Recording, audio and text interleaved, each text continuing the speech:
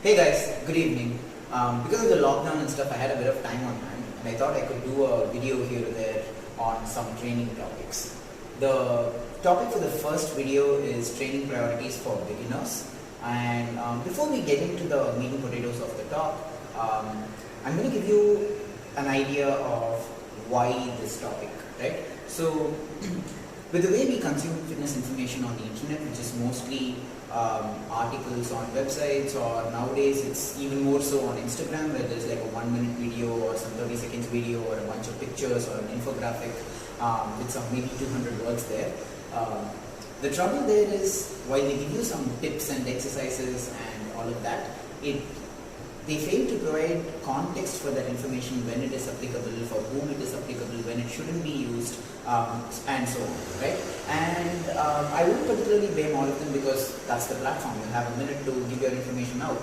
And so what this does is, for a lot of beginners, it muddies the water a lot, and they lose sight of what is important, what is going to give them most of their results, and get caught with, say, what is that best exercise for this muscle group, or what is the best workout program, or I don't know, one nutrition hack that is going to change your life, right? So if those existed, all of us would be a lot closer to our goals. That is not how this works. And just to give you guys an idea of what are the important factors, I thought I would do this video. So before we get into the priorities themselves, which you can of course see here, it is important to answer a question, which is why? Why do you want to train? Or why do you want to make nutrition or lifestyle changes, right? This is important because as the training process goes on, stuff is going to get hard. There are going to be times when you don't feel like doing what you have to do. And having this why as kind of like a rock or an anchor to fall back on and to give you some support is going to be very, very useful. So this why do you want to train question can be answered in various different ways, none of which are particularly right or wrong. They're just different, right? So this could be, I want to get generally stronger and develop general fitness capabilities. I want to be able to do more, or I want to be able to do a trek, or it could be performance with a sport, or it could just be aesthetics. So understanding why you particularly want to train and what you want to get out of your training is going to be very, very essential to set you up for long-term success, right? So from there, we're going to go into the 3 major priorities for a beginner when they start out training. Now, these are in no particular order. The first one we're going to discuss is adherence to the plan. Assuming you have a coach, the coach and you would have worked together and come up with like a training plan and some nutrition protocols and maybe some lifestyle changes as well, depending on your goals, needs and wants, right? Now, buy-in into this program and the coach's methods and trust in the coach and their methods are very, very important for adherence. Now, understanding why you're doing what you're doing in your program is also going to kind of help you adhere to the plan, because even when there are days when you feel like not doing a particular thing or a particular exercise or maybe a particular workout, the understanding and how it is going to help you get to your end goal over a period of time will kind of keep you going, right? And help you get through that workout or maybe that one exercise. Now this is where communication with the coach is also very, very essential. You should be able to have an honest conversation with your coach about what you like doing, what you don't like doing, what's comfortable, what's not comfortable, is something hurting, does something feel great, but it's not in the program and you want to do it. Talking about all of that with your coach is very, very, very important, because that will kind of give you an idea of the coach's processes as well. As he or she might be able to explain to you why this is what you need to do, or why something can be changed and it's not a big deal, right? The other thing that is kind of adding on to this point is making the process enjoyable. If you're going to do this for a long period of time and see benefits out of it, you should be, first of all, be able to do it for a long period of time. And unless the process is enjoyable and rewarding, as the going gets tough, it's going to be really, really hard to stick with it, right? So this making the process enjoyable could come in the form of how you structure your workouts. Maybe you like doing bodybuilding accessories. So be it, do some bodybuilding exercises after your main strength work. Maybe you like doing HIIT type workouts. Maybe some finisher every day, or even a dedicated conditioning day once or twice across the week, because that is going to help you stay true to the program and stick with the process for a longer period of time, right? Because with training, it's not really rocket science. There are a lot of different ways to do this, and a good coach would be able to use all of these as tools and kind of find out what is going to work for you in the beginning. Right? So that is kind of adherence. So buy in and trust in the coach and their processes, and understanding why you're doing what you're doing, and also making sure there are some factors in the program that make it enjoyable for you to do. That is going to help go a long way in helping you adhere to the plan. Now the next thing we are going to discuss is consistency over a period of time, right? So this basically means consistency over a long enough period of time. This doesn't mean a month, 2 months, or a week, or 2 weeks, anything of that sort.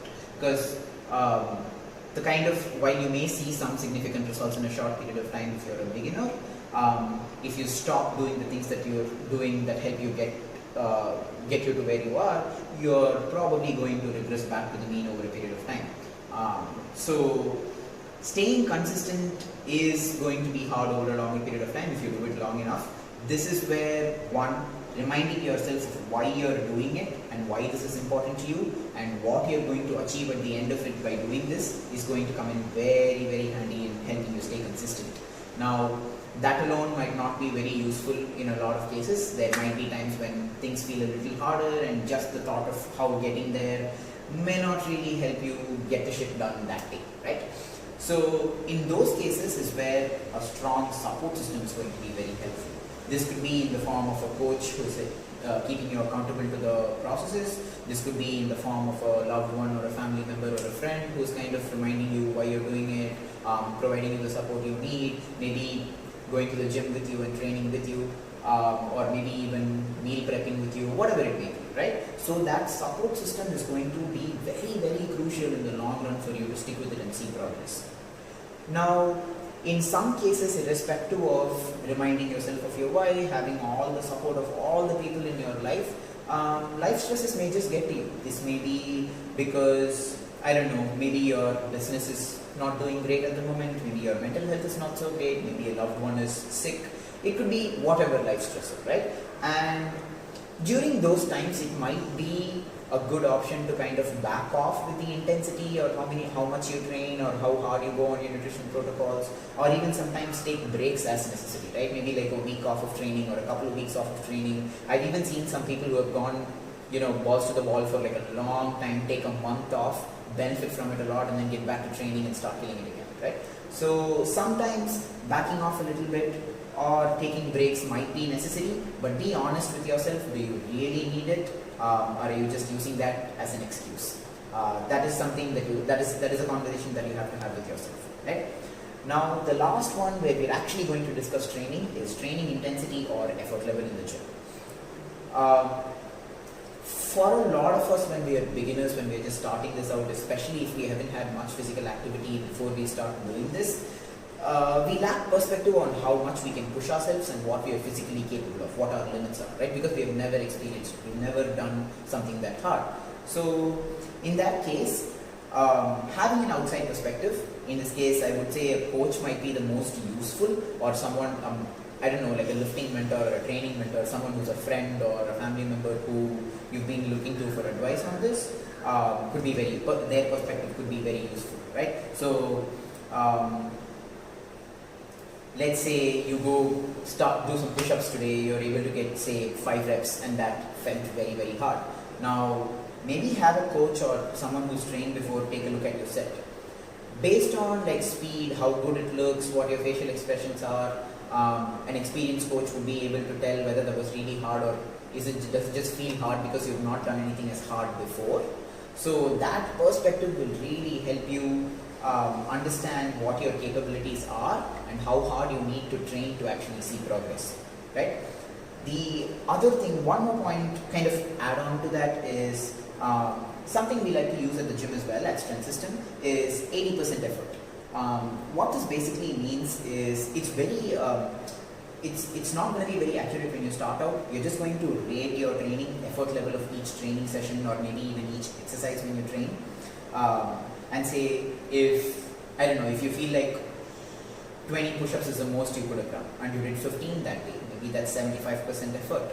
So start rating this on a daily basis as you train.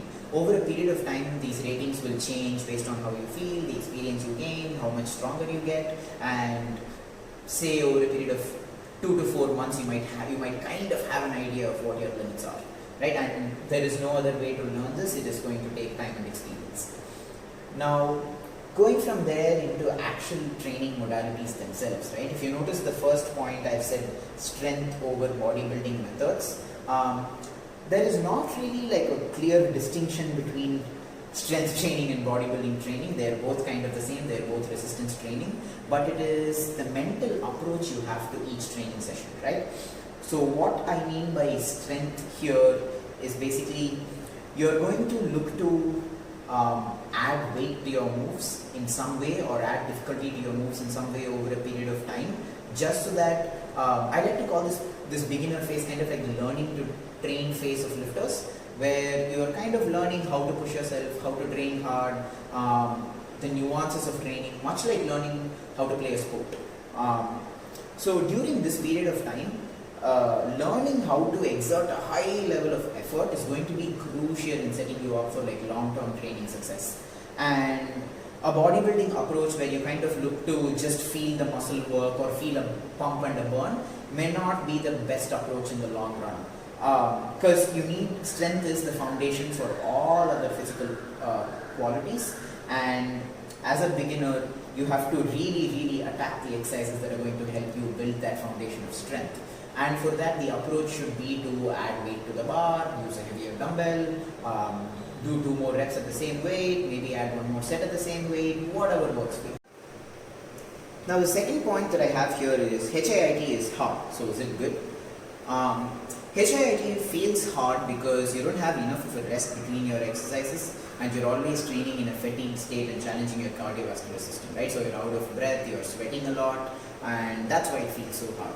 Now the trouble here is, as a beginner, when you're still learning all the exercises, learning how to perform the moves, this training in a fatigued state at all the times will not allow you to focus on your execution of the moves. You're always going to be just trying to get through the set, get through the reps and be done with it, right? That will feel like you did a lot of work, it was hard, but in the long run it is not really going to set you up for a lot of progress, because how much you can progress the HIIT workouts themselves is very limited once you hit a cap.